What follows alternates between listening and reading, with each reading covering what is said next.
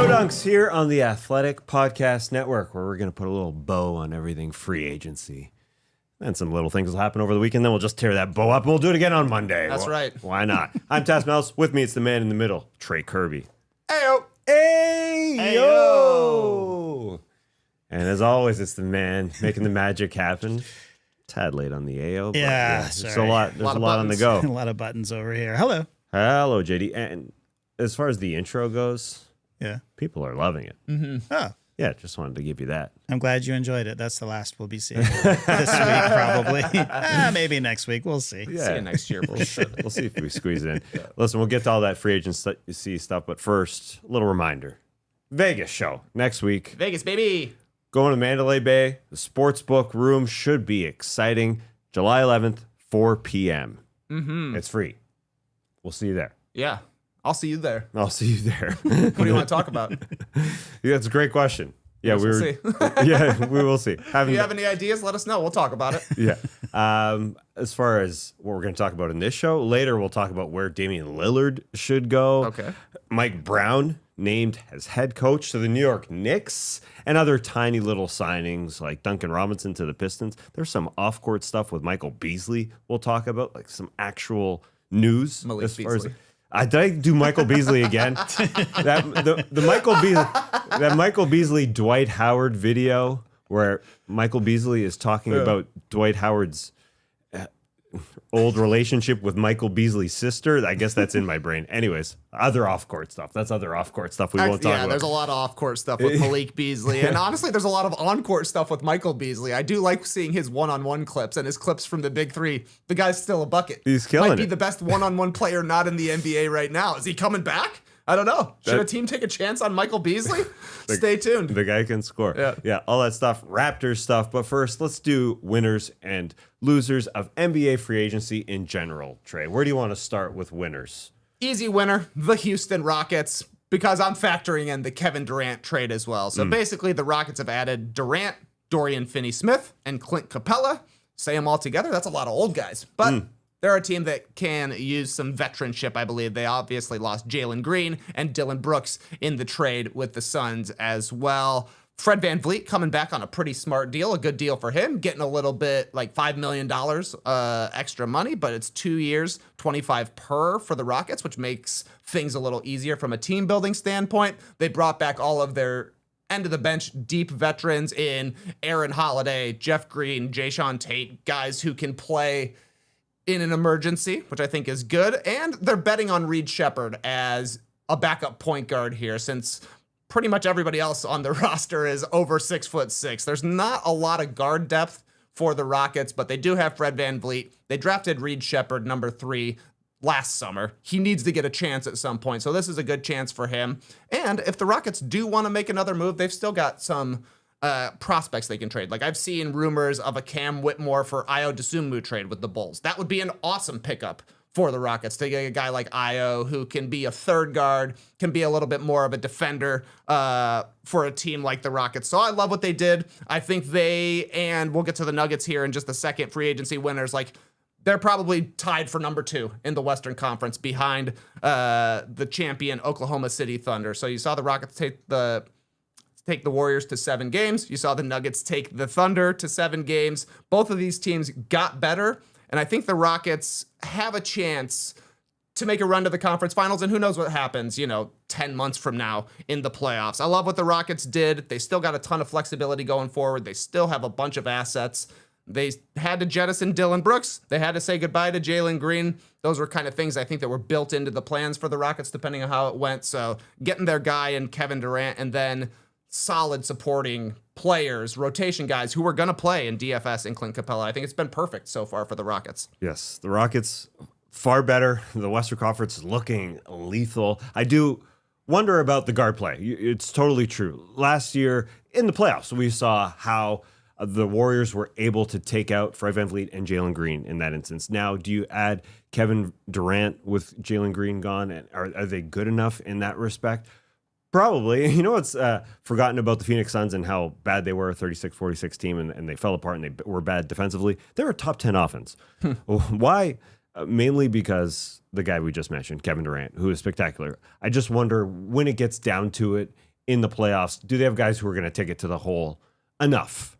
Because if you look at Kevin Durant's shots and where he takes them, only 10% of his shots are at the rim. Fred VanVleet, their lead guard, same thing. Only 10% of his shots at the rim. Now, Alpi, he's going to kick it. He's going to kick ass is what I want to say, but I stopped myself from air quotes swearing. But he's explicit tag now, JD. He's going to be able to take it to the rim. 30% of his shots there. The other guy who's forgotten, Amen Thompson, 40% of his shots are at the rim. What is he going to do? You know, is he as we talked about him last week, this now shooting guard for the Houston Rockets? I guess that's what he is. He's going to take it to the hole hard. We will see more Reed Shepherd. I am interested to see him. Cam Whitmore, even if he gets on the floor, the Ayo Dosunmu trade, very interesting. It seems like that would help them for just guys who could handle the ball. Fred doesn't want to take it to the rim. He's never been that kind of guy. He wants to shoot from the outside. So does Durant, and that's why the Suns were so good, because he was that good in the mid-range. So we'll see if it opens up the floor for others being that good, like Şengün and Amen Thompson. Yeah, it does feel like the Rockets could still use some shooting. I guess VanVleet is probably their most prolific outside shooter. Like Kevin Durant's a great three-point shooter, but like you're saying, he prefers to play in the mid-range. He pops some threes from time to time, but it's a misuse of his talents to just have him standing around as a catch-and-shoot three-pointer guy. So maybe the Rockets are able to find somebody who's just chucking threes with Jayshawn Tate contract plus one of the picks they have. They can address that kind of need as they get further into the season. But for right now, I think just they've added a major scorer in Kevin Durant, which was the main thing they needed, and then beefed up in some other areas as well. So great stuff for the Rockets. They've been pretty patient with their rebuild. They had a couple of bad seasons. They were getting trashed for Steven Silas being their coach. They professionalized, bringing in Udoka and Fred VanVleet and Dylan Brooks a couple of seasons back, and that's really paid off for them. They got their first All-Star appearance out of Şengün last season, went to the playoffs. They said, we're going to see how it goes and see what we need to do going forward. They saw how it played out and went after the exact sort of personnel that they need. So it's been a easy choice for me for our first free agency winner. Totally true. Tiny nerdy note here. The Durant trade could involve an unprecedented 7 teams. This is crazy, man. Because it's not official. Yeah, when you think about it, 7? It is nuts. Yeah, sources have told The Athletic that now a lot of the names involved would involve a lot of names we've already heard about. Yeah. Like Clint Capella coming from the Atlanta Hawks to the Houston Rockets in a sign and trade would be part of this 7-team trade. But the front offices, they got to do some work to figure all that out. And it'll be official in a few days, I suppose.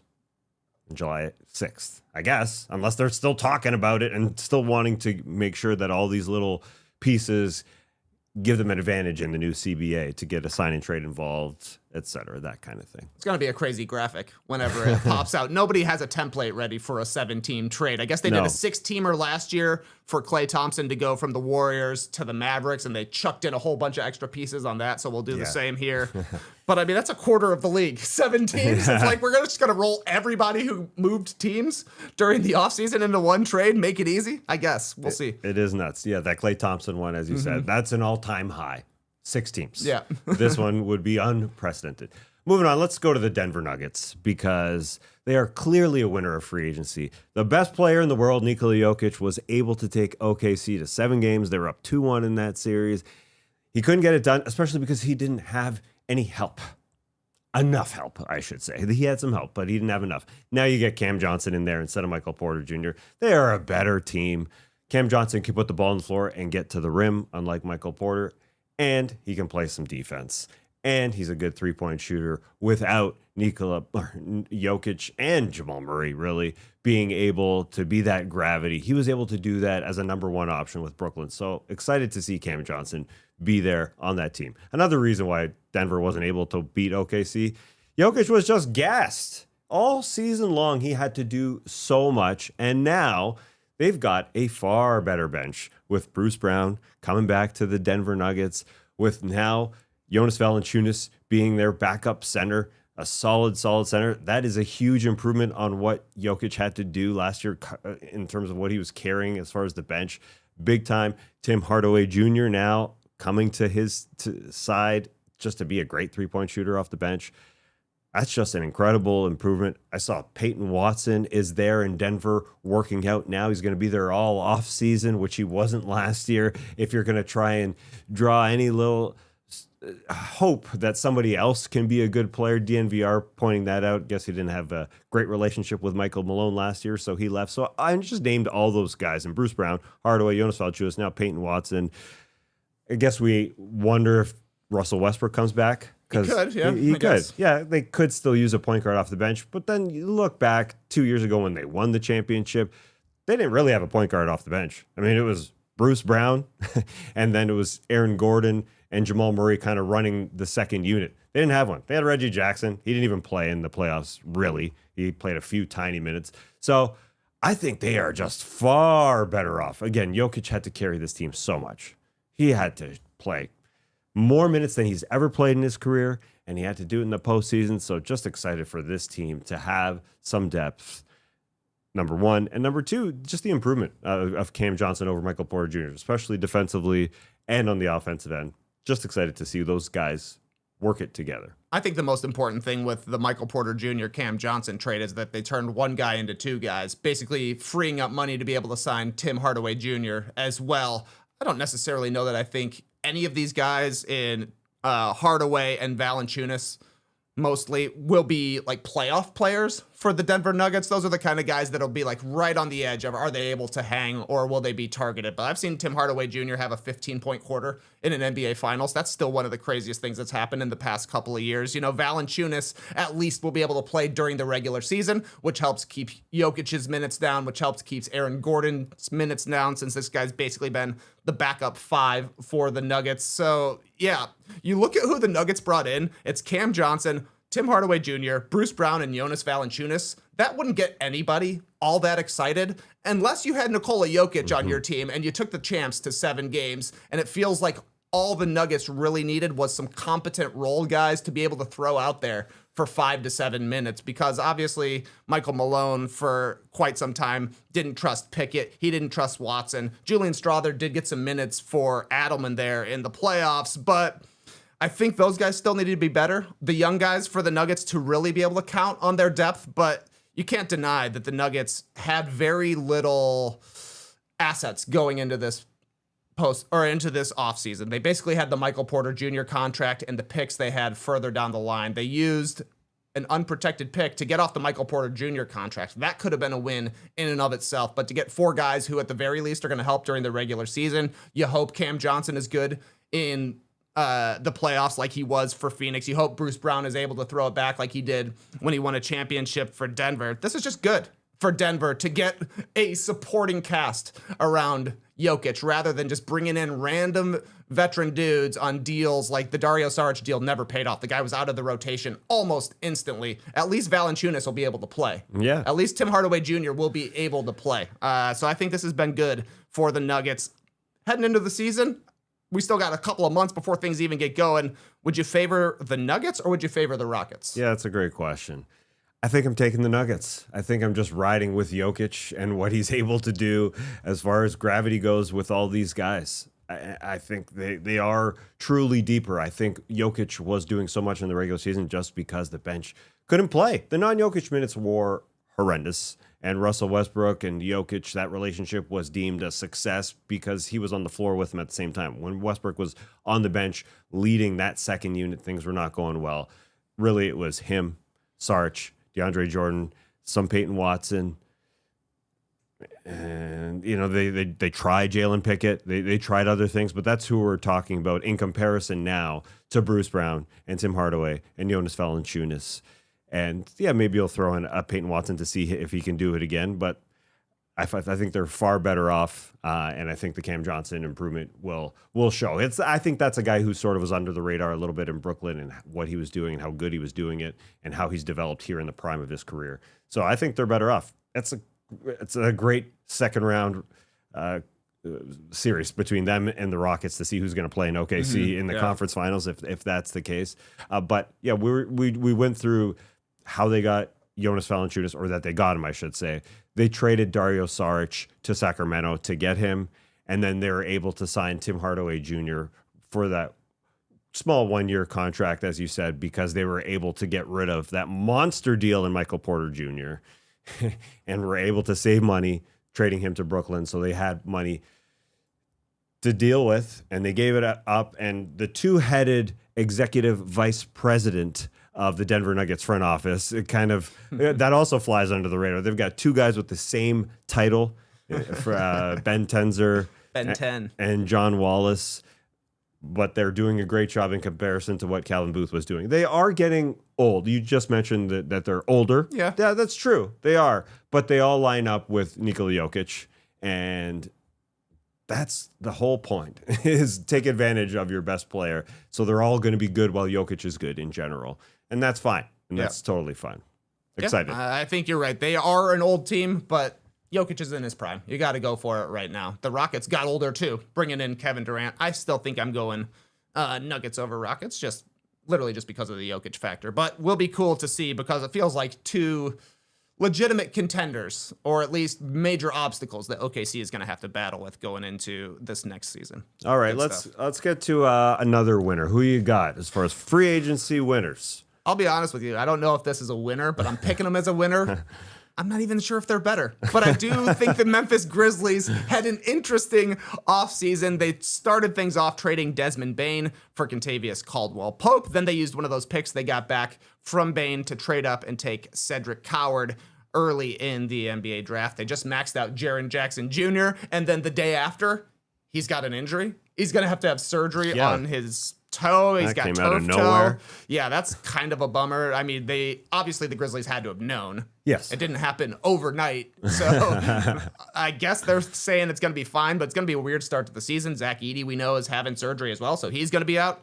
Brandon Clark is returning from injury. It's quite likely that the Grizzlies start their season with Jay Huff at center. I don't know if that's ideal. I never thought about that. Yeah. Yeah, there's not the center position at the start of the season is not looking great for the Grizzlies, but eventually Edey will be back, and Jaren Jackson Jr. will come back as well. Hopefully he doesn't miss a huge chunk of time. I think there was a longer prognosis for Darius Garland to return than for Jaren Jackson to return. So I don't know which one is true. Is he going to be out 3 months? Is he going to be out 6 months? Who knows? He'll be back eventually, and we knew the Grizzlies were going to pay him. I think he's a good player as well. Then you look at the other things Memphis did. They've got Santi Aldama back on a solid deal, 3 years, $52 million. Yep. They've got Ty Jerome coming over from Cleveland, 3 years, $28 million. And then cheap deals for Cam Spencer, 2 years, $5 million. He's just an end of the bench guy. That's fine with me. They only lost Luke Kennard to the Hawks, which, they'll miss his shooting, but he hasn't really moved the needle for Memphis so far. So I think their ideal starting lineup, Ja, KCP in the backcourt. I think it's between Jalen Wells, their rookie last year, and Coward if he's able to come and steal his minutes. Obviously, the Grizzlies aren't worried about putting a rookie into the starting lineup. And then eventually Jaren Jackson Jr. and Zach Edey with Ty Jerome, Aldama, Pippen, either Coward or Wells, and Clark off the bench. That's still a pretty solid team. Unfortunately for them, since the peak of the Grizzlies, the Western Conference has gotten a lot better. Are they better this season? I doubt it. Unless John Morant has a bounce-back season, which maybe playing an entire year under Thomas Isolo is what he needs if they're going to turn the team back over to him in a pick-and-roll scenario. I guess that helps Ja out. But most importantly, there's a lot more flexibility for the Grizzlies. They have turned into a second apron-built team where they've got a big two with a lot of role guys around them rather than a big three with cheap role guys. They got Ty Jerome because Cleveland got aproned. They got Santi Aldama back because there was no cap space out there. They've done good business moves. Maybe they can move John Konchar for a guy like Goga Patase to start the season. I don't know what they're going to do at center, but that's just a concern at the beginning of the year. So I think the Grizzlies have done good business stuff. I don't know if it pays off for them this season specifically, but they've got a better chance of building around Ja and Jaren Jackson Jr. than they did when they had the Desmond Bane contract on the books as well. Right. So in general, I agree. Instead of going a full-on rebuild, see a Jaren Jackson Jr., see a John Morant, this retool is very interesting. And I think it's designed to see Thomas Isolo, their head coach, getting a first time at training camp as a head coach, to just say this team is John Morant's and Jaren Jackson Jr.'s. That's who we're going to go behind, and to see what he can do, what they can do around it. So that part is, if you're a Memphis Grizzlies fan, is exciting rather than just tearing this thing down, because you do have all-NBA player, a fantastic all-NBA player in Jaren Jackson Jr., and John Morant. We'll see if he can get back to what he was. And I think that's what Isolo is going to do. He's going to say, all right, you are going to handle the ball a ton, and they're going to put a lot of guys around him like Cedric Howard, I think is going to play a lot. Like, I know they have Kentavious Caldwell-Pope, but I wonder how much he's going to play in general. He's there. He's going to be there for 2 more years.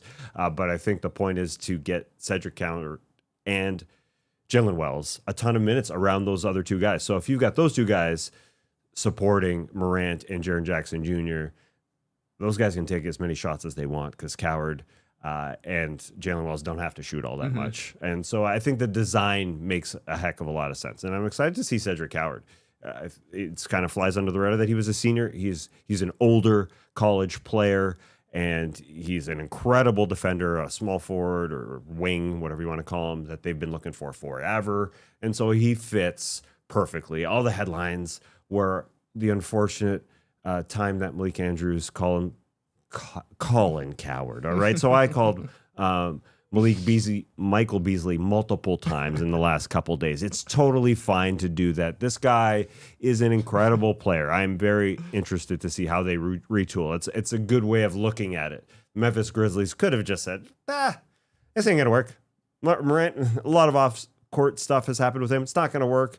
And just tried to rebuild it. But it is exciting that they've gone the retool mode and got a coach, I think, who is just going to put the pressure on Morant to handle a lot and Jaren Jackson Jr. So excited for that. Yep. We'll see what they look like. Health is going to be a big concern for the Grizzlies, as it has been, it feels like, for the past 3 seasons. They've just been so banged up with big injuries, little injuries as well, just not being able to keep their same team out there. So yeah, a bounce back season for Ja, bounce back season for KCP, and the Grizzlies are contending for a playoff spot, I think, in the Western Conference. And that doesn't sound like a great prognosis, but there's 3 really good teams up top, I think, in the West, in OKC, Denver, and Houston. And then there's a big mess in the middle of teams that are going to be beefing for 4 through 11 or 12, kind of, it feels like.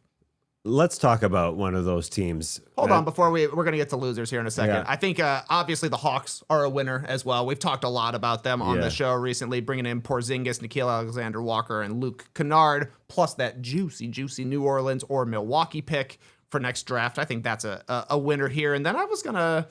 Curious, Tess, do you consider the Milwaukee Bucks a winner or a loser? Like, this is the transition period where we're switching from our winners to our losers. Yeah. And it's like the Bucks got the top free agent out there. Miles Turner was the number 1 guy. They replaced and upgraded Brook Lopez. I think that is a win for Milwaukee, but when you combine Turner's contract with Damian Lillard being stretched, it's going to cost basically $48 million per season for Miles Turner to be on the Bucks. That seems like an overspend to me, but maybe Giannis likes it. Like, literally, if Giannis likes it, that's all that matters, because things are going to be ugly for Milwaukee regardless once Giannis retires. They're still paying off the Drew Holiday trade, not to mention the Damian Lillard trade. There isn't a huge future in Milwaukee whenever Giannis is gone. So if you can extend the amount of time he's here, and if Miles Turner, a guy who apparently Giannis helped recruit to the Bucks, if that's something that helps convince him to stay, then I think it's totally worth it, and they're winners. But if Giannis looks at the team and says, wait a second, this isn't going how I like, then they turn into losers. But I think they got to roll the dice at this point, especially like you compare them to what the Warriors have been doing. They're keeping everything safe for whenever Steph Curry retires. Now he's closer to the end of his career than Giannis is, but it feels like the Warriors are stalling out, where the Bucks are at least trying everything in their power to keep Giannis around. Right. That's why I think the Milwaukee Bucks are a winner 100%. I know it doesn't seem all that great, and the team around Giannis Antetokounmpo doesn't necessarily, it doesn't say they're going to be a championship contender immediately, but they had no other choice. Yes, they bought in extremely hard on Damian Lillard, and they were paying him to be a superstar, but they had to let him go to please Giannis Antetokounmpo now. And I know people are saying, as you said, the $48 million number that they have to pay Miles Turner because it costs $22 million per year to get rid of Damian Lillard. Sure, but they're not paying Miles Turner that much. I mean, the idea was they paid a lot for Damian Lillard to get there, and now there was no other choice to make Giannis Antetokounmpo happy as soon as possible. That was the only idea, to just stretch and wave, or wave and stretch him. That was their only opportunity. That's the only thing they could do. Now, that you, like you said, sort of about the Golden State Warriors, we'll wait until Steph and Jimmy retire, and then we'll figure it out from there. You could have just have Damian Lillard be this $50 million paid guy who doesn't play. You could have done that, but then you go through. That's a good point. You go through. They were going to have $50 million on the books regardless. Exactly. That's the way a good way to look at it. And Giannis Antetokounmpo comes in and walks into the locker room and says, "Whoa, dude! Every single day for the next 365 days, Kyle Kuzma is his second best player, and he obviously didn't pan out well. Yeah. And Kevin Porter Jr. is his third best player, or however you want to put it. That's their team. That would have been their team that Giannis would have had to look at every single day, and that would have been a struggle. Yeah. I think I'd rather make this attempt of having Miles Turner in there with him to try and please Giannis to be a 500 team for sure. They should be a 500 team. They should be above that. But I'd rather do that than go forward with what they had against the Indiana Pacers in the playoffs, which was poops. It didn't work out. Now, Miles Turner just helps them out. They obviously need another guard. We'll get... maybe we'll just say it now. The Vasa Micic is potentially their starting point guard. Potentially. They may even buy him out. Yeah, he might not even be here. But I'd rather have that than what they have. The guy can pass. He's going to be fun with Giannis Antetokounmpo if he's playing. He's not a good defensive player. Yeah. But they're kind of short. They're short as far as guards go, but they're giving some things an opportunity. They're trying our Garys. They're trying Garry Harris. They're trying other guys. So I think this is the only way to do it. You convinced me. I was leaning winner, but if the Bucks come back this season, lose Brook Lopez to the Clippers, we know Lillard isn't playing. We're definitely calling them losers if they are down 2 starters going into next season with the Giannis thing hanging over their heads. So at least they brought in the number 1 guy on the market. We'll see how it turns out. And I don't know, if Giannis is helping get Miles Turner to his team, you have to think he's going to be enthused that he actually signed the deal. So yeah. Let's see how, it's just going to be weird for the Bucks. Yeah. Someday Giannis won't be there, and it will be ugly. But then guess what? Maybe you draft another Giannis. We'll see. Yeah, or they can reel him in to stay there for his career. There's a chance that happens. Yeah. They had no other way of addressing this. You could say John Horst maybe gave up too much for Damian Lillard in the first place. That's a fair point. But going into the 25-26 season, there was no other way of navigating this other than saying, Damian Lillard, you're waived and stretched. Now, you could hope that he would have came back in 26, 27 and been a great player. But I, along with, I'm sure, a lot of medical people or people who've watched Damian Lillard as far as a basketball player the last couple of years, they don't see the same Dame. No. He's not the same guy, unfortunately. So I think this was smart in a weird way. Can't wait to watch. I think you'll be happy next year. That's a big stretchy contract. Let's get to the losers. Let's start with the Los Angeles Lakers. Official. Are they an official loser trade? Hey, what do you think? Picked them. I did. I did. Yeah. I think you go into the offseason and LeBron James says, all right, I'm coming back. And his agent says, listen, I know this 40-year-old guy is coming back, but he wants to win. Essentially, that's their statement. That's his statement. Is an agent publishes this thing that says, LeBron's good. He's coming back. He's going to be with you. But you know what? He's so good, he wants to win right here, right now. You start with that, and then what do you add? You add Jake LaRavia instead of Dorian Finney-Smith, who leaves. I've watched Jake LaRavia. I've watched him front Nikola Jokic. He gets after it. He can shoot the ball a little bit, but he ain't Dorian Finney-Smith. So they got weaker on the defensive end. There's no doubt about that. And we'll talk about DeAndre Ayton in a second and what he can do. But just overall, when they made the Luka Doncic trade, the 2 things that we were looking for were better defense and a bigger team. They did not get better defensively, losing Dorian Finney-Smith, who can guard basically every position except 5, but he can guard everybody. Jake LaRavia is going to come in. I know he's Austin Reeves' bud, and he made the announcement that he was going to the Los Angeles Lakers while Austin Reeves was in the car with him, a Front Office Sports doing a little podcast with those 2 guys.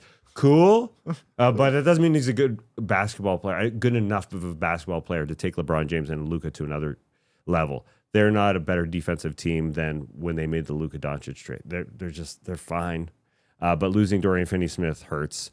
And then we get into LeBron in general. We talked about it as soon as free agency happened and whether or not LeBron could possibly be moved after seeing the Rich Paul statement. I didn't buy it at first, but the more you look at it, I'm starting to believe it a tad bit more just because LeBron may be playing his last season. This might be his last one, and maybe he wants to play somewhere else. The tough part is all the math is getting a big enough contract coming back to the Los Angeles Lakers. Like what really good team is going to give up $40 million in salary to get LeBron? That means you're giving up a good player. So that's the puzzling part. But sitting here now after watching what the Lakers did and we just talked about OKC, Denver, and Houston, and the really good teams in the Western Conference, the Lakers ain't anywhere close to that. Yeah, and I agree. I don't think they are or have gotten closer to that, but I'm a minor zag on what the Lakers did. I do think Dorian Finney-Smith is the best player between him, LaRavia, and DeAndre Ayton. But what the Lakers essentially did was turn DFS's contract into Jake LaRavia, who is 8 years younger, and DeAndre Ayton, who's definitely better than Jackson Hayes. Yes. So if I'm a Lakers fan, I'm not necessarily happy, but I would say we got younger, we got more athletic, and we upgraded our weakest position. The next move for the Lakers is go and get Marvin Bagley, because it would be very funny to have the top 3 picks from the 2018 draft in Ayton, Bagley, and Luka. And guess what? Bagley would be helpful for the Lakers. He's a rim runner. He's a center. He's a fast guy. He is also an LA guy, so it'd be kind of like a meme signing, but I don't think it would hurt the Lakers. So yeah, I mean, not ideal for LA, just because this is a team that wants to bring in stars. They've got the LeBron thing hanging over their head. I'm with you. I doubt he gets traded, just because the teams that would want to trade for LeBron are teams that are theoretically in title contention and think he's the final piece to put them over the top, which means it's going to be hard for them to get enough contracts, enough money back to send to LA. And that's without factoring in things like whether that team may or may not be over the first or the second apron, what they're allowed to do. So yeah, the Lakers didn't have a great offseason. I think we're definitely seeing that this team is more tilted towards a Luka timeline than LeBron, because I don't know how LeBron says Jake LaRavia and DeAndre Ayton here. Now we've got a chance in the Western Conference. But JJ Redick was playing 5 guys in a playoff game like 2 months ago, right? He played 4 of his 5 starters, like 24 minutes of the second half of a playoff game. They ran out of steam, and everybody was like, you can't do this, JJ.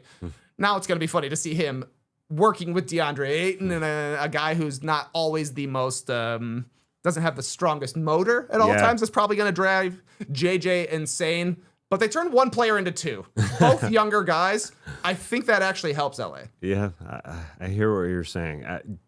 The problem is JJ Redick is going to ask DeAndre Ayton to run back on defense.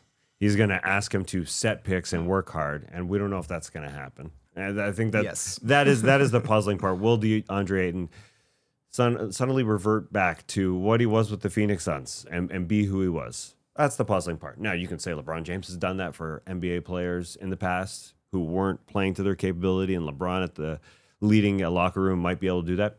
That's possible, but you have an offense and defense, frankly, supported or ran around, I should say, LeBron and Luka.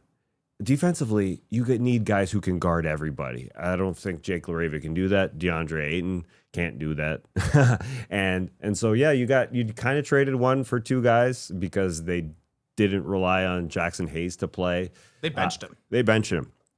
Now he may be the backup center. He may come back as the backup center. But now at least you have a guy that they're going to play, I guess. But there have been many coaches in NBA history, I mean a few, not many, that have said, DeAndre Ayton, nah, this ain't working. This isn't good. We're benching you like Monty Williams did with the Phoenix Suns. We got to bench you. We got to. So we'll see if they can do that. Now, 5 years ago, it's almost 5 years, when they went to the finals against the Milwaukee Bucks, he was good.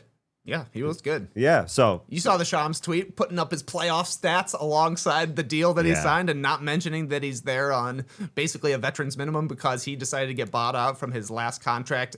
The bet on Ayton is weird. Like, nobody is anticipating him bouncing back to where he was with Phoenix, but this is a pretty decent scenario for him to be in. He played much better playing off stars and smart guys in Phoenix than he did in Portland, where there was a lot bigger expectations for him coming back in the Damian Lillard trade, kind of being the centerpiece there, even though Tumani Kamara ended up being the better get for the Blazers. So I'm not anticipating a lot from Ayton, but you look at the team, they're better than they were, I think, at the end of the season when they had 5 guys in the rotation. I know we say Dorian Finney-Smith has been traded for 2 guys, or you sub him out for 2 guys, but Jake LaRavia has never been anywhere close to Dorian Finney-Smith. Is he going to be able to play 30 minutes a game? They were going to ask a lot of Jake LaRavia. He's never been that steady a player in the NBA. So I don't know. Okay, but I mean, Ayton is how much better than Jackson Hayes? Definitely. Yeah. Definitely. So we'll see what JJ Redick is going to ask him to play hard and go close to the rim and be a repellent on the defensive end. We'll see if he can do that. Also to drive at the rim on the offensive end. I don't know. JJ Redick was just said, no, Jackson Hayes, you're out. We're going small. We're going 5 smalls.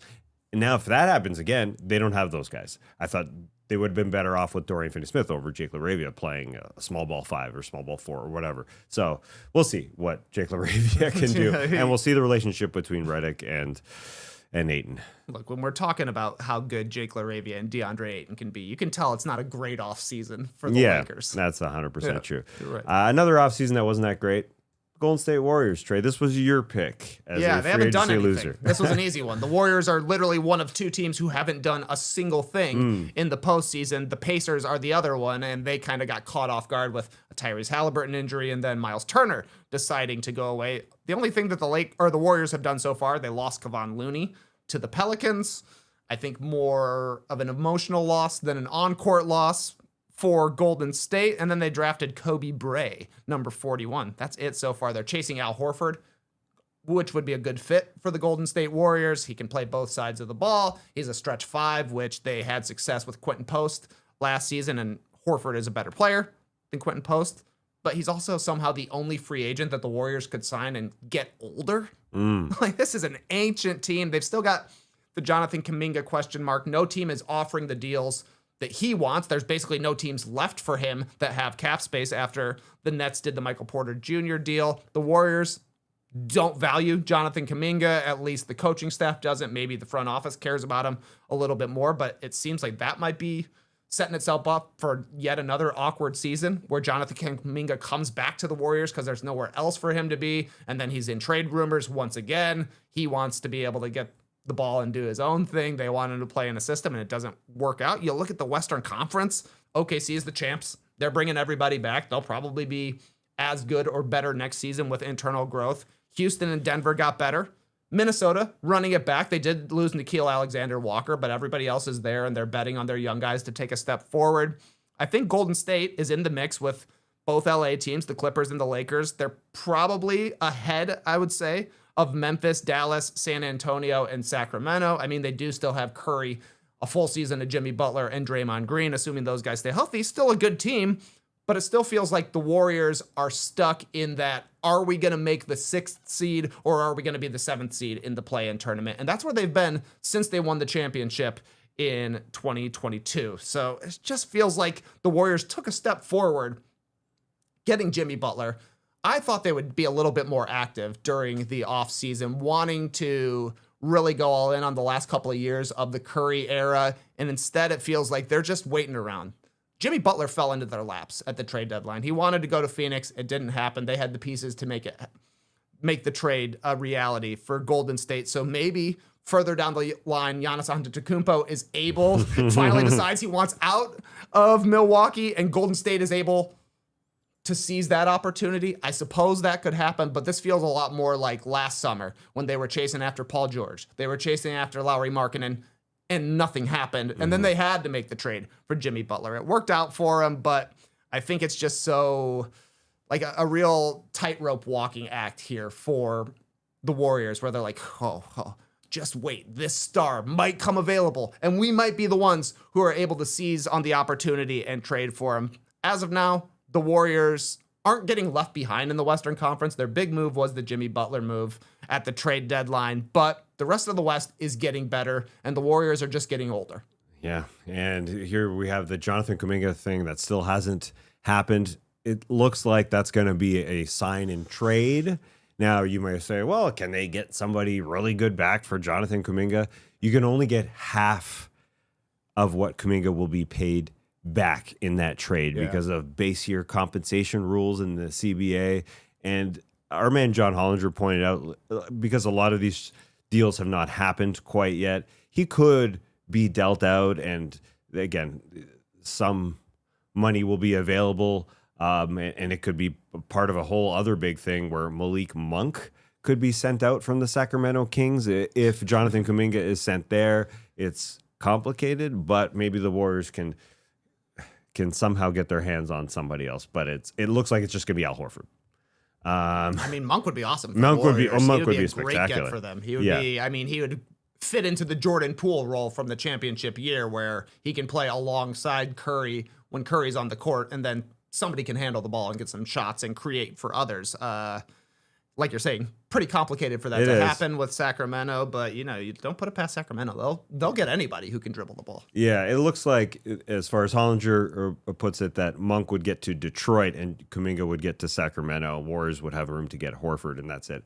That being said, I don't like that as much. Not as much. I mean, Horford will be good for the Warriors, and it definitely be. Seems like that's where he's going to go. Yeah. But man, that guy's old too. He is old. It is unfortunate on that end. Yeah. They got old, and we could see it in the playoffs when they played Minnesota.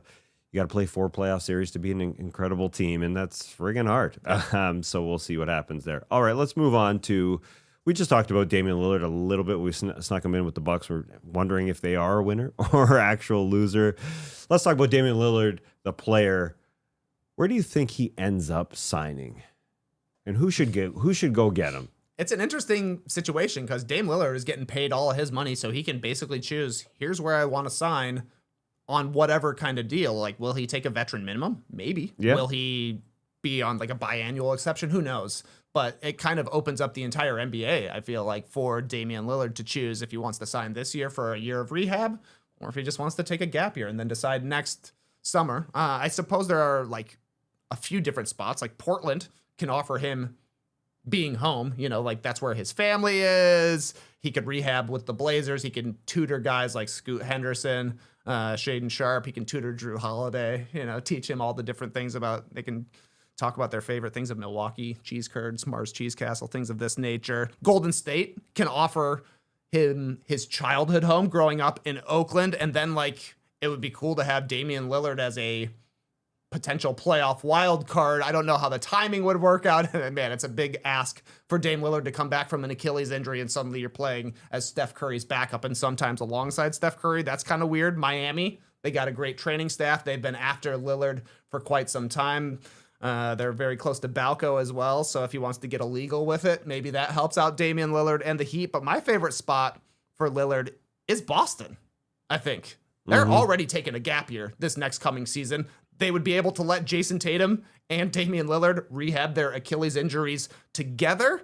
They just traded Drew Holiday, so there is an opening at the point guard spot for the 26-27 season when Lillard comes back healthy.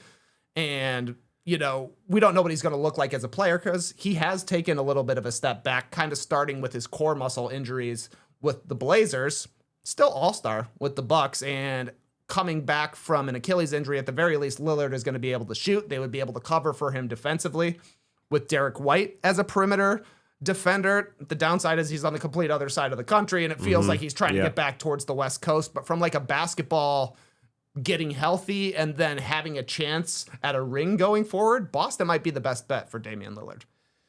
I do agree. Boston is where they should go. The timeline just works out so well. Damian Lillard's not going to play next year. Or if he does towards the end of next season, he's not going to be anywhere close to himself. Yeah. So come back in 26-27 when his man Jason Tatum, the guy right beside him, will be coming back at the exact same time. I think the timeline works out so well.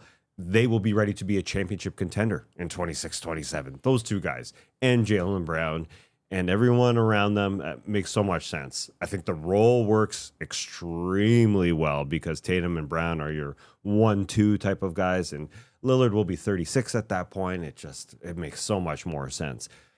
Is this a time in Damian Lillard's career where he will be able to accept that? I don't know. Yeah. Where he would take such a step back, but after the surgery, after the injury, maybe that's a chance. And the finances work, as you said. They don't have to pay him a ton. They could literally pay him a minimum to go along with his $22 million that he's making per year. Now, actually, I take that back. So he was signed for $50+ million for the next 2 seasons. He gets paid that, right? He gets his whole contract, yeah. Yeah, okay. So it's not like what the Milwaukee Bucks are doing where they pay 22 per year in terms of they don't pay it, but that's what counts against the cap, 22 per year. Yeah. Damian Lillard gets the money up front. I'm just trying to think as Damian Lillard's financial advisor. We want to get money right here up front. But if he gets it up front, then all good. He can take whatever he wants as a supplementary income. Yep. So I think Boston just makes the most sense, and he can finally get to a point where he can win a championship. Again, 2 years from now, if Tatum is back and Jaylen Brown is still there, which I assume he will still be there, they could be a championship team. They could be a team that's a contender. So I think that's the best one of all of them because the Warriors, as we've talked about, they're older, and we're going to add Damian Lillard 2 years from now, essentially. That's beyond ancient. I mean, this one makes the most sense to me. Yeah. Be interesting to see. And it'll be interesting to see how soon it gets done because, I mean, there's really no rush for Lillard right now. He could sign at any time. So, cool. All right. Stay in the East here is something that happened over the weekend. We got to get to it. Over the weekend? When did it happen? Why am I saying over the weekend? Yesterday. Yeah, all these days blend together. Mike Brown has been named head coach of the New York Knicks. What do you think, Tre? Yeah. Yeah, he was. Look, Mike Brown has coached a lot of great players. He was LeBron's coach. He was Kobe's coach. He was an assistant coach with Steph Curry. He got to coach DeMar DeRozan and Zach LaVine. What a lucky guy. Always good for a funny press conference per season when he gets really heated at the referees. So I think the spotlight in New York will get us at least 2 funny press conferences for Mike Brown. I just don't really know what to expect from him because to me, Mike Brown is a defense-first coach, but that's only because my first impression of him was from those LeBron teams where it was like, LeBron, you're our offense. We're building a perfect defense around you. Right. Can you get us to the promised land? They came up short, but then in Sacramento, after his tenure winning championships with the Warriors, he learned from Steve Kerr and the offense, built them up as an offense-first team, never really able to get things going defensively in Sacramento. So I don't necessarily know which side he favors, but if the Knicks are thinking he favors the offense, I think that's good for New York because that to me is where they can take the biggest step forward. They were a good offense last year. At times they were a great offense. I just think it's going to be hard to build a good defense with Jalen Brunson as the starting point guard and Karl Anthony Towns as the starting center. Just not the personnel to build up on that side of the ball. So you need to really outscore teams on the other end. And I think Mike Brown was pretty creative offensively with Sacramento and was flexible to become an offense coach and build a team around dribble handoffs. And at the time, De'Aaron Fox's speed, right? Like he did a good job in Sacramento until he ran out of time. So I wasn't like super enthused about the Knicks getting Mike Brown. Like he doesn't seem like a serious upgrade to me over Tom Thibodeau. The point or the goal right now for the Knicks is to make it to the finals, to win the championship. They just made it back to the conference finals for the first time in 25 years and said, you're out of here, Tom. That's not good enough. There's an opportunity in the Eastern Conference for a team to be a surprise team in the East. Right now, it kind of feels like if you can beat the Cavs, you can make it to the NBA Finals. I think the Knicks have a chance against the Cavs. I don't think that Mike Brown hurts them in any way, but I don't necessarily know that this is a huge needle-moving move for New York to go from Tibbs to Mike. Yeah, in the New York City media, is Mike Brown going to be the guy that gets all the headlines? No, and we'll get to other tiny little signings in the NBA in a second, but I think this kind of is classified as that because it's Mike Brown. But that being said, as far as the basketball goes, I think the Knicks want a few things from their head coach. They want everybody to touch the ball more offensively, first and foremost. They don't want it just going through Jalen Brunson and Karl Anthony Towns. And I think Mike Brown, as you said, with the Golden State Warriors, where Curry was running off the ball, he has been part of those offenses. And I think that's definitely a great positive thing that you can look at Mike Brown and say, just do that. Just don't have Jalen bring up the ball as much. And I will say, Jalen took fewer shots this year, and there were times in the playoffs where he was running off the ball more and things were running through other guys, but it was too little too late. I mean, that should have happened the entire season. I think that's what the front office is looking for. They also want more players to play basketball. Yeah. They want players to play fewer minutes amongst their starters. We heard Mikal Bridges say the bench guys we're all dying here. They should be playing more. I mean, I'm paraphrasing, but he wanted to, quote, back off a bit on the starters' minutes because the bench deserves more. And you saw the starters go into the postseason, and they weren't great in terms of plus minus per 100 possessions. They got worse. And so more guys have to play. And I think Mike Brown will finally do that. And also, I mean, they want their defense adjustment of stop playing cat at the 5. I think that's going to be done a little bit more through Mike Brown. I think now that they've signed Gershon Yabusele, it seems like a teeny tiny signing, but I think we'll see him and Mitchell Robinson at the 5 more, especially because Gershon Yabusele specifically over Mitchell Robinson is a 3-point shooter. So it's a modern type offense where things can be moved around. The ball can be moved around, and that just has to happen. So I'm excited to see what Mike Brown can do for the New York Knicks. Again, kind of a few days into free agency, not the biggest of names, so maybe not the most headlines, considering it was Jason Kidd first and other guys. But I think it definitely could work, and he could get the respect, and I think he will be good in New York, taking a lot of the pressure off of the players as well. Like he'll be good in press conferences. He'll talk. He's funny. Yeah. More so the funny theatrical part. as well. Yes. Yeah. All right. And I think he's probably a little bit more creative offensively than Thibodeau is. So we'll see. I mean, there's still 3 guys in the top 25 in minutes per game this season from the Kings. So he plays his guys a lot. But Yabusele helps. I think Jordan Clarkson will help as well. And then we saw Shamet was okay in the playoffs. Campaign was okay in the playoffs. You just got to play those guys a little bit, so you don't have to play the starters 37 minutes a night. Okay, we'll get to some rapid fire fun soon, but we've got some minor deals to talk about. Let's start with Duncan Robinson going to the Detroit Pistons. 3 years for 48. Now there might be a sign and trade or whatever. But anyways, Duncan Robinson's on the Detroit Pistons.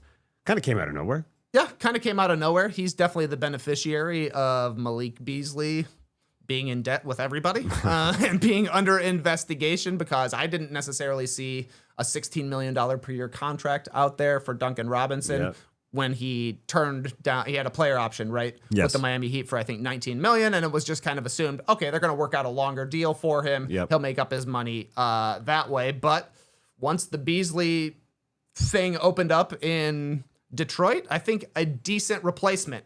I don't know who I think is better as a defender, Duncan Robinson or Malik Beasley, but at least an equivalent shooter. I think Duncan Robinson, he shoots a ton. Like he gets 10 3-pointers up per 36 minutes, so he's going to shoot it every time he can. He's a little bit older than Beasley as well, and I suppose there's a chance he starts in Detroit because they'll start Cade Cunningham, they'll start Duren, they'll start Tobias Harris. I think the other 3 are question marks. I assume Ivy will be a starter when he comes back. And you would like to get some shooting on the court.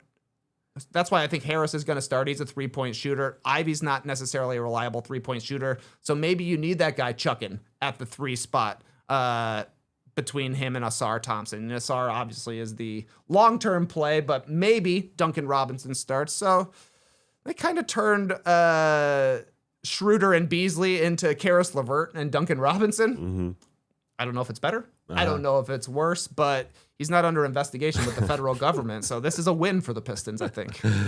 Yeah, I laugh at that, but it ain't that funny. It seems like that scenario is getting worse and worse and worse. Not as far as the NBA betting, but as the Michael Beasley story. Michael Beasley again. He's Michael Beasley. Malik Beasley's story off the floor over the last year, aside from basketball betting, has gotten more and more unfortunate. I will say the Detroit News obtained public records that show that Beasley had part of his Pistons paychecks seized because he had debts mounted to a celebrity barber, a dentist, a landlord, a lender, and a marketing firm. He was sued by a landlord twice, according to the Detroit News. So reading that, just obviously the unfortunate things seem to add up. He was released by the Minnesota Timberwolves, or once upon a time not signed by the Minnesota Timberwolves, in part because of off-court issues, according to our John Krasinski. So we don't have any evidence that Malik Beasley did anything as far as NBA betting. But reading that on the Detroit News from Robert Snell and hearing all of the other off-court scenario type of stuff makes you think that Duncan Robinson's replacing Malik Beasley. Pretty much, yeah. So Duncan Robinson, will he be able to create more space for Cade Cunningham. In part, I think that is true. Obviously, Malik Beasley was a great shooter too, but Duncan is going to do the same thing. I think he's going to be face guarded by defenses a lot when he gets out on the floor to give a little bit more room to Cade. But will we see the Duncan that drives at times? Because he can do that at times. He showed that he can put it on the floor. Is he going to be able to do that all the time? Is he going to be able to defend? That's a good question. So you're right about Karis LeVert and Duncan Robinson replacing now Beasley here and Schroder. It's a big, I don't know. Yeah, probably lateral. Yeah, it's probably lateral. So let's move on to that guy I just mentioned, Dennis Schroder. He's going to Sacramento. Could be part of a sign and trade again, but it's 3 years, $45 million for Dennis Schroder. 3 seasons. What do you think? Kings need a point guard, but this is not the guy that I necessarily would have targeted for the Kings. I think they would have been happier with a Tyus Jones, strictly ball mover, 3-point shooting type of point guard, rather than Schroder, who is a good creator, good with the ball in his hands, good scorer for sure, and usually helps bad teams. Like Dennis Schroder, if he's your point guard and you're a team that's like on the come up, that's the best. It didn't work out with the Warriors. There were some times with the Lakers where it worked, but he's definitely a let's raise our floor kind of player, I think. But he's just going to take away touches from DeRozan, from Levine, all of whom are already taking touches away from Domantas Sabonis. So I just wonder if this is kind of like yet another nail in the coffin of Domantas Sabonis' time in Sacramento. It seemed like he was unhappy at the end of the season. It seemed like he was unhappy at times after the Levine trade as well. The Kings had a great spark when they were lighting the beam. Went to Game 7 against the Golden State Warriors, and since then, things have gone pretty poorly for them. I'm not a big fan of this signing. No. For Sacramento. Me neither. Yeah, after lighting the beam, we had obviously De'Aaron Fox wanting out, and getting more players that definitely need to touch the ball. And now Dennis Schroder is another step in that direction. 3 years at 45. It's puzzling how long that they signed Dennis Schroder for. He hasn't been on the same team for 2 consecutive years since he was with OKC in 2018 to 2020. That's a long time ago. He just kept bouncing around teams since then. He's now going to be on 10 teams. This is his 10th NBA team. And the guy can obviously ball, and he helped Germany win a gold medal. And he helped our man Gord, the Canadian coach, win a gold. But it's these little doses. It comes in these little spurts that make it ideal, and that's why he kept bouncing around the league. And 3 seasons sounds like a lot. And you're right about the Domantas Sabonis drama, because if Schroeder's going to handle the ball and want to score and want to touch it a lot, and it's going to go through him, he's going to want to shoot. Plus DeMar, plus Zach, plus Domantas, who the ball should be going through. It just feels like doesn't seem like a good recipe in this Western Conference. It just doesn't. No, and they're after Kuminga as well. Like that's another guy who wants to handle the ball. Yeah. Yep. Weird. Yeah, very odd. Another odd one, the Toronto Raptors signing Jakob Poeltl to a big extension. You didn't pick up anyways, it all comes down to player option, all that. It all comes down to 4 years for $104 million for Jakob Poeltl over the next 4 seasons. Trade seems like a lot for Jakob. What do you think? Seems like a lot for Jakob. 30 when the season starts. He's basically making Naz Reid, Miles Turner money. I think you would probably rank both of those guys ahead of Jakob Poeltl. Though Poeltl is a good starting center. This is kind of the market rate for a starting center. This just seems like an expensive team. The Raptors are getting pretty pricey here for a team that, we haven't seen play together hardly any games. They haven't had Brandon Ingram on the court yet. That guy's coming this season. But I'm talking even like the Barrett, Barnes, Quickly, Poeltl part of the Raptors team hasn't played together, and they might just be like a play-in team. So they can't really, were they going to let Poeltl walk? I guess they could have done his deal for his player option this next season and then address it in the summertime. They want to get the deal done now. That's just the way the Raptors have tended to operate, is like we pay our guys and then figure it out later. I don't think this is going to kill them, but it's also like, okay, $100 million, $25 mil per season for Jakob Poeltl? Mm-hmm. Yeah, not to have the freedom to do it elsewhere. Now, in a vacuum, it's fine. You look at even Emmanuel Quickley's contract. In a vacuum, okay, it could work out. Same with RJ Barrett. Okay, it could work out. Brandon Ingram, yeah, maybe. Scotty Barnes, yeah, maybe. There's just so many variables there. It's like when you go see a solar eclipse.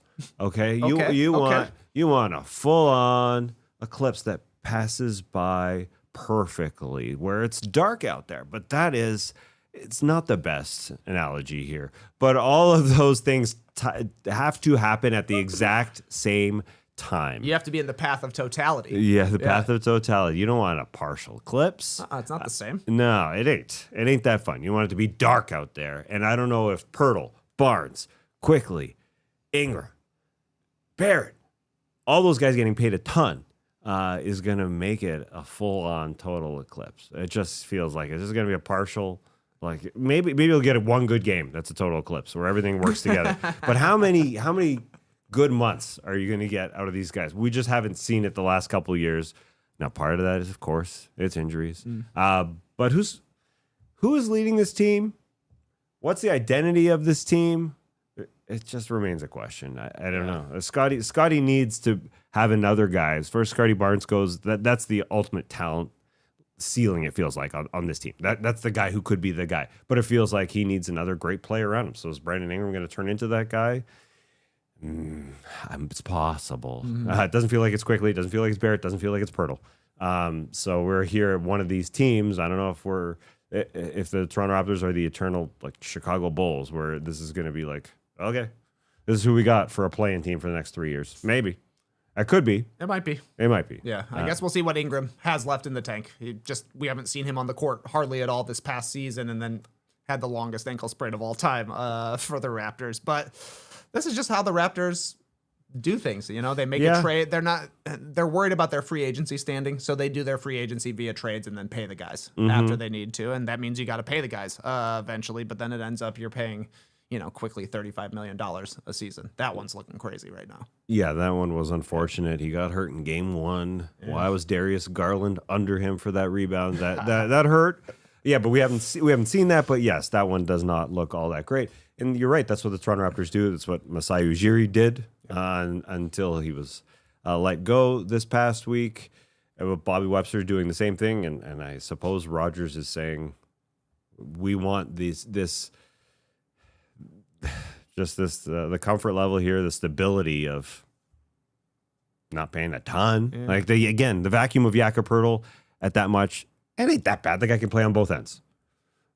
But, like your Vooch in Chicago, he's not moving a needle. Exactly. It is very similar to the Bulls in that, like, the Bulls for the past 3 seasons have every year been a joke around the league, and everybody's like, they're only going to make the play-in tournament. And then trade deadlines and transaction cycles like free agency come up, and they're like, ooh, somebody could go and get Lonzo Ball. Somebody could go and get Vooch. Guys that like look good on a contending team, look helpful there, but you throw them all together, and it's like, wait a second, we got the 4th best guy on every team, and now that's our best guy on every team. So it is unusual, but Poeltl's cool, and a team will be interested in him eventually if they decide to move off him, I suppose, and then they could just trade back for him again. Yeah. Listen, as a Toronto Raptor fan, there's good days, and I say, well, I can't wait to see Scotty Barnes playing. I can't wait to see Emmanuel Quickly playing. I can't wait to see Brandon Ingram playing.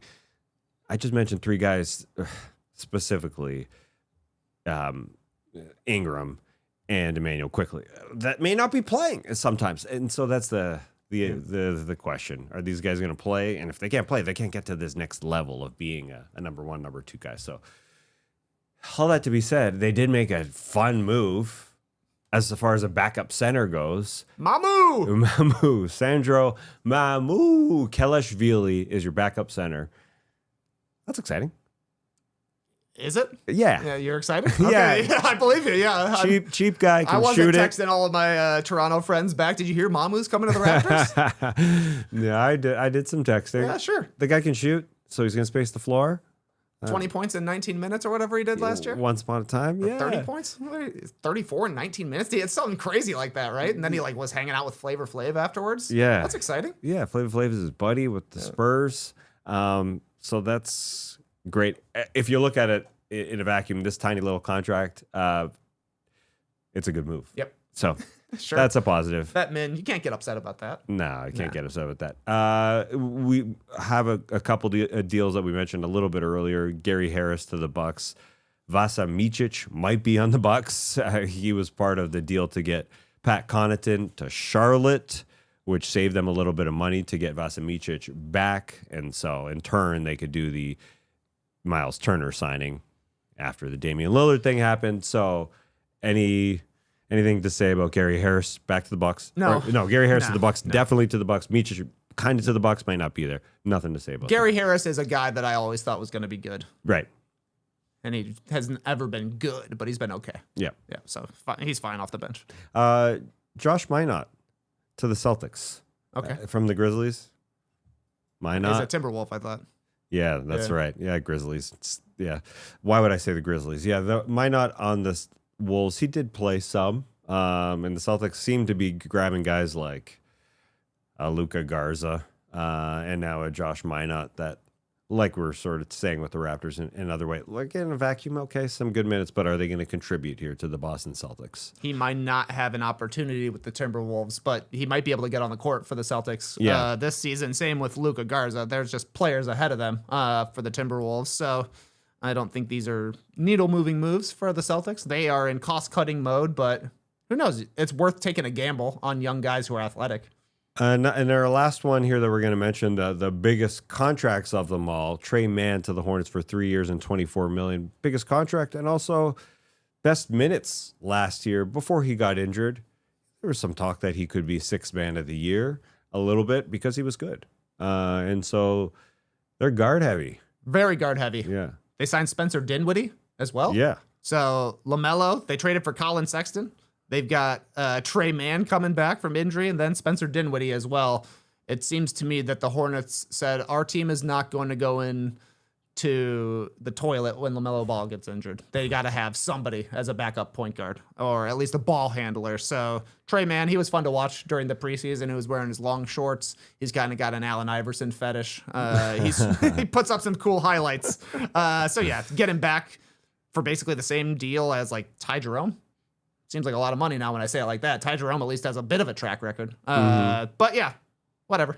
Yeah. Tre Mann. In French, Iverson. It would be very man. My favorite bargain bin guy that's been signed so far, Trendon Watford going to the Sixers. 2 years, minimum deal. He's only 25 years old. The guy was getting buckets for the Brooklyn Nets last season. So similar sort of deal in Philadelphia. Like, he's young. Maybe he could be something. They had some success with Justin Edwards as a random find last year. And then still no Josh Giddey deal. Yeah, we've made it through a whole week, and the Bulls haven't overpaid him, so I'm happy so far. Every minute, I'm happier and happier. 4 for $100? Think he says yes? I mean, there's no deal out there for him right now. Yeah, I would think he would say yes.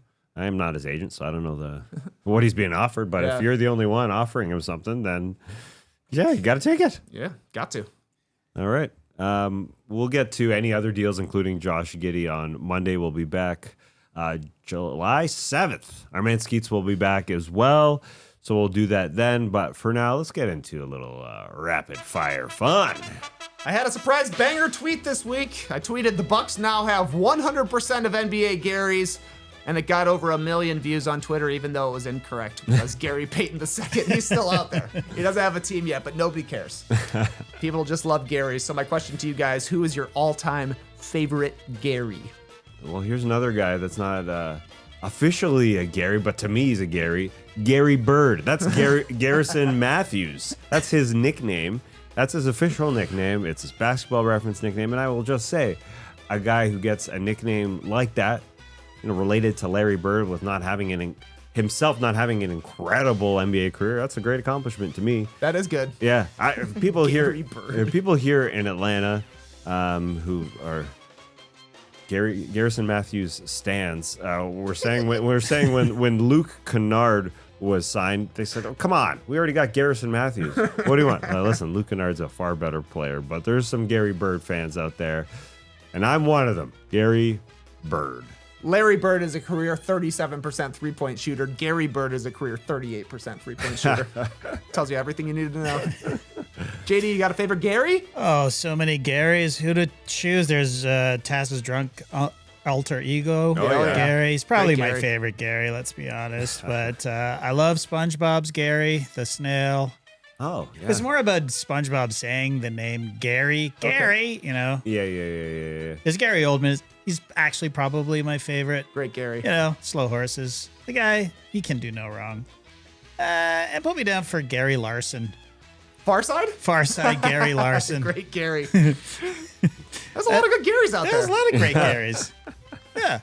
Trey? Gary Oldman was on my list for sure, but I'm going Gary Sinise. Oh, he was on my list. Yeah, I don't know why I was thinking about Forrest Gump recently, but then I was like, man, it's pretty crazy that his name is Gary Sinise and the guy is always playing very sinister characters. He was just made for it. Forrest Gump, Apollo 13, Quick and the Dead, Snake Eyes, Gary Sinise. Yeah. Great 90s actor. Thank you. Oh, he was a CSI guy for a while, right? He definitely is on one of those Yeah. CSI shows. I don't know which city he's investigating. Same. Gary Sinise. Let us know your favorite Garys in the chat. While explaining how the Bucks came to waive Damian Lillard, our main man Mark Spears said on ESPN that, quote, the Bucks have some amazing super nerds in their computer room. Guys, what's the most amazing super nerd thing about you? Man, I'm just gonna full on brag here. This past week, the No Dunks business world had some paperwork to do, Okay. and I was told you should go get a lawyer, and that's totally true. I should have gotten an attorney, but I wasn't gonna do it. I sat in front of my computer. I thought I can do this. Now, it wasn't fun, but I did it, and I thought of it as an accomplishment for myself.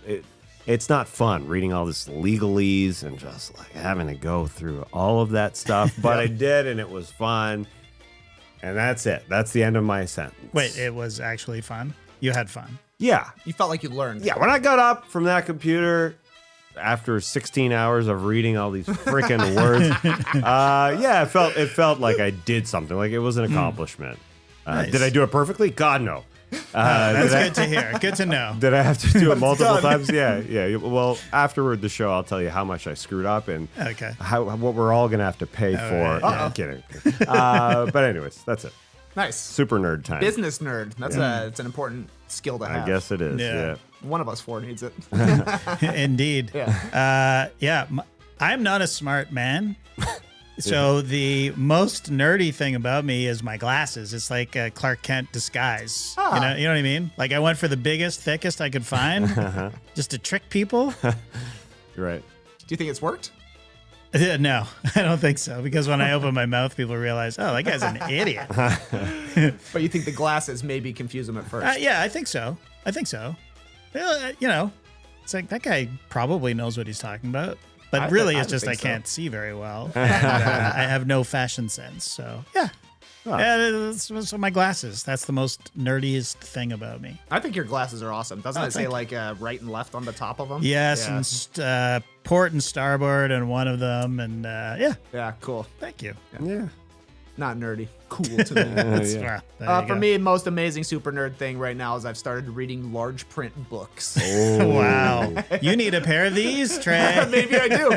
Funny thing about me, I don't have any sort of vision enhancement, just pure eyeballs here. But sometimes it's hard to get a book from the library. Like if it's a popular book, I've been trying to read Demon Copperhead for like a year, and it was never available. But then I was like on the website and I looked it up and they had the large print edition available. So I, put in my hold for it. It came and it is so thick. It's like 900 pages long and it looks like a phone book, how thick it is. Yeah. So I feel like a big time nerd pulling up to the pool and pulling out the biggest possible book, flipping the pages. But I read so fast now. Yeah, It's yeah. like I can read 20 pages in 5 minutes, it feels like, because there's like maybe 2 paragraphs on the whole page. Like, Must man, that feel guy- great. Oh yeah, you feel super accomplished pulling out a doorstop, but then it looks ridiculous how big this thing is. Yeah. But you only get through like 1% a day, depending Yes, on how the much percentages are not good. Yeah. You got to read 100 pages for it to really Yeah. matter. I'm sure you read more than that. I'm just saying, but I'm projecting myself who doesn't read enough. I'm like, oh, 1%, that's all I read? Gosh. Well, sometimes I only have a chance to read one chapter. Right. And then it does feel like 1%. It's like 4 pages. Yeah, 4 pages. Not good. All right. Got ourselves a big barbecue day tomorrow, boys. It's the 4th of July. So tell me, what is the best side you can get at a barbecue?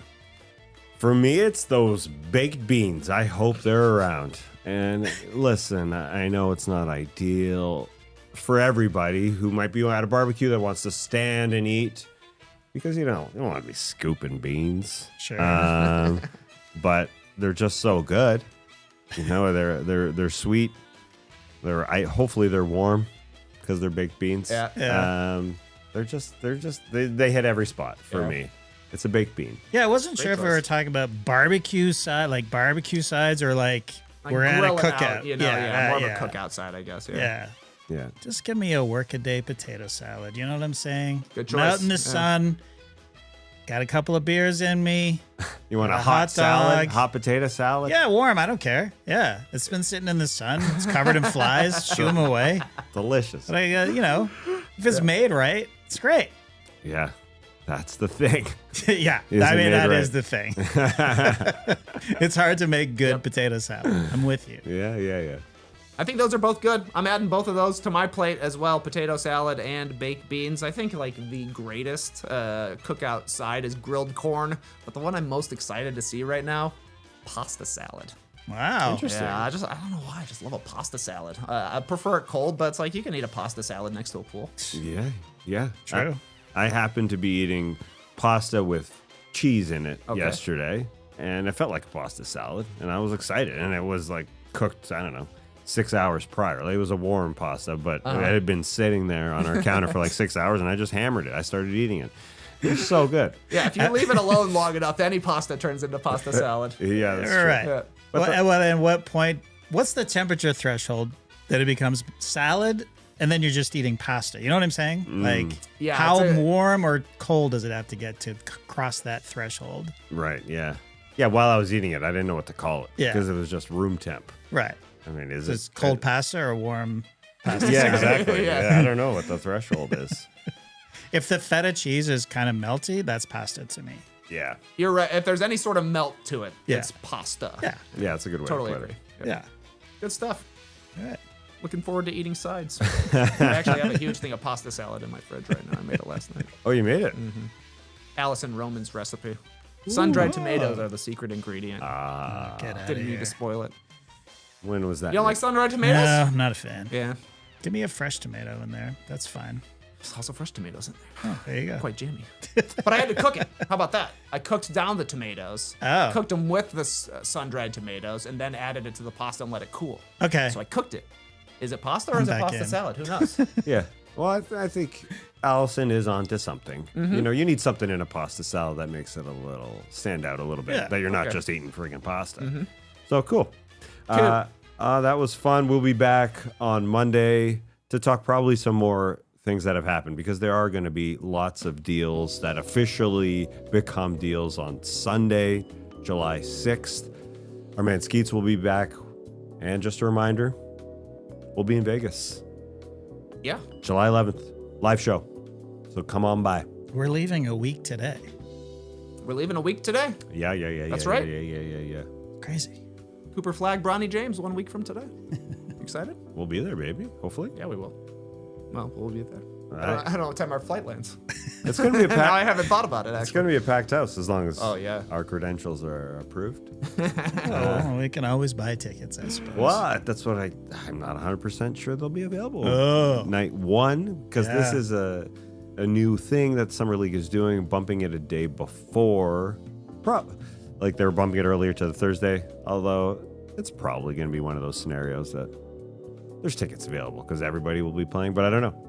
Maybe I was just wondering if it is just a double header. I don't know. Probably. Yeah, we'll see. We'll see. Looking forward to that. We'll see you back on Monday, everybody. But for now, Clipper Bros. You heard it here first. Have a great time. Turn up. Love you guys. Awesome. Thanks for joining us. And remember, there's a Wikipedia page all about guys named Gary. So if you want to do some research, get in there.